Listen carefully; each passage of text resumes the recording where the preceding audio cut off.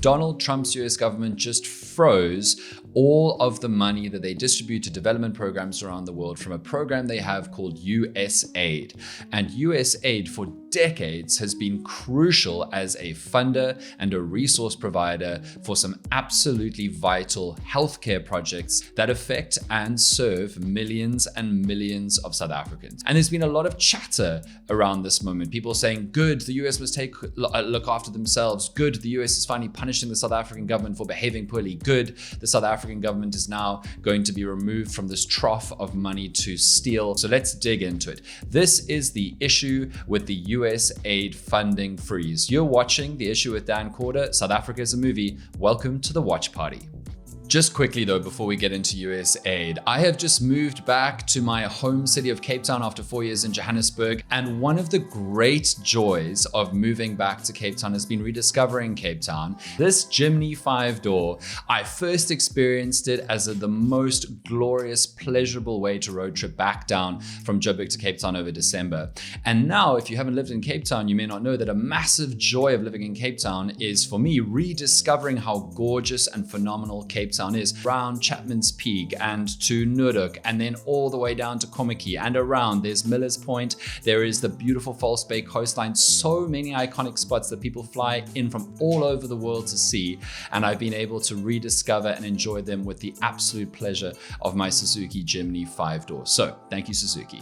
USAID is essentially a development project that the United States has used to fund different projects in all kinds of spheres of life around the world. They can be economic, they can be business, they can be agricultural, they can be all manner of things. But in South Africa, the significant contribution that USAID has made has been to our healthcare. There are clinics in different parts of South Africa exclusively funded and resourced by USAID money. Clinics that provide a higher quality of care than any other government-run clinics in the area, or clinics that are just the only clinics in a large area servicing a lot of people where there are no government clinics. So USAID literally provides key healthcare services to many, many South Africans, particularly in underdeveloped areas, particularly in rural areas. And then USAID provides crucial treatment resources and funding in the battle against HIV and AIDS with PrEP, with ARVs, which they have subsidized and offset the cost of creation for decades. Because you may not remember this, but in the early days, Thabo Mbeki's ANC-led government were trying to downplay the dangers and the widespread effects of HIV and AIDS. USAID funding developed projects to help people access ARVs, to help people access counseling and testing and screenings around HIV, as well as TB, tuberculosis, which is another pandemic that faces South Africa that gets less of the attention that HIV and AIDS has got. So I really can't stress enough how important USAID funding has been. And millions of South Africans overwhelmingly are not wealthy enough to access private healthcare. They are at the whims of a public healthcare service in South Africa that we know has been crippled by corruption, inaction, frankly, lack of care, interest, empathy, and consideration by successive ANC-led governments that has caused our healthcare service, our public healthcare service, to crumble. And USAID funding has been crucial to offsetting some of the worst harms of that failing public healthcare service. And then just a few days ago, Donald Trump's US government froze all USAID funding in the whole world. You've probably seen on the dark place formerly known as Twitter, a lot of people going, finally a comeuppance against this evil ANC South African government. Finally, Donald Trump is smacking them back into their place. And that is just not true. This is a worldwide freeze of USAID funding. And again, all kinds of projects, not just healthcare projects, in all countries around the world, except as of this point, Israel and Egypt. And there are geopolitical theories about why Trump has continued to provide funding to those two countries, probably to do with Israel and Palestine. The key thing is that the funding has been frozen all around the world. And the other key thing about the funding freeze is it was instant. It was right now. It was a directive that came out on Monday morning to all different kinds of healthcare professionals who are working on USAID funding projects in South Africa and the world, saying, if you continue to work, you will be disciplined. And what that meant was, within 24 hours, clinics closed, screenings were canceled, medication just was not sent and provided for millions and millions of South Africans. You would have seen different members of the queer community having their hearts broken over one specialist facility that helped queer people, clinics and healthcare services provided by universities like WITS closing their doors. And so the funding has been absolutely frozen now, immediately now. Why did Trump cut the funding in the first place? Well, something that he's been trying to impress upon the American people since he became president of America for the second time is that he's cutting off the excess spending and he's putting America first, and no longer will they be helping other countries around the world. But the funding freeze implies that maybe the funds will be unfrozen in future. And we've also seen that Trump already has shown that he wants to use the leverage of trade and aid to get deals from other countries that they don't want to do to make himself look good. So an early example this week from the weekend was when he tried to deport a bunch of illegal immigrants from America to Colombia. Colombia turned the flights around, and then Trump said he would impose very harsh tariffs on Colombian trade goods between Colombia and America. And then Colombia said, fine, we'll accept these deportation flights. That might be what he's going to do with USAID. We don't know yet. He may go to countries and force them to do things that they don't want to do in exchange for getting that aid back. And this is where there's a particularly alarming problem for South Africa, because we know that Donald Trump's US Republican government, the MAGA government, particularly has a beef with the South African government. They hate the South African government. They hate our government for our involvement in BRICS. They hate our government for not picking a side between Russia and Ukraine. They particularly hate the South African government for taking that case to try and prevent genocidal actions by the Israeli Defense Force, by Israel in Gaza and Palestine. And they hate the continuing case of genocide that South Africa is leading against Israel for their actions in Gaza. And we know how much it's on their minds because a motion was put forward in the US government last year to review all the relations between the US and South Africa.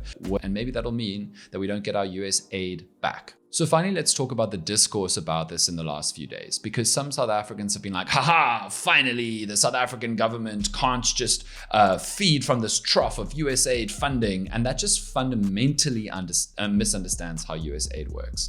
A lot of the projects in South Africa are directly funded by USAID, involving NGOs and research teams and South Africans working, highly skilled South Africans working to try and make South Africa a better place, with no involvement of government at all. In many instances, if not most instances, is not a situation where the South African government has been skimming off the top from US aid funding. And that leads to a second thing, because this is devastating for many millions of South Africans who rely on projects funded and resourced by USAID, but it's also devastating for thousands and thousands of South Africans who may have lost their income because they've been working on these projects. These are South Africans who do crucial work with great skill, who are suddenly in real personal jeopardy.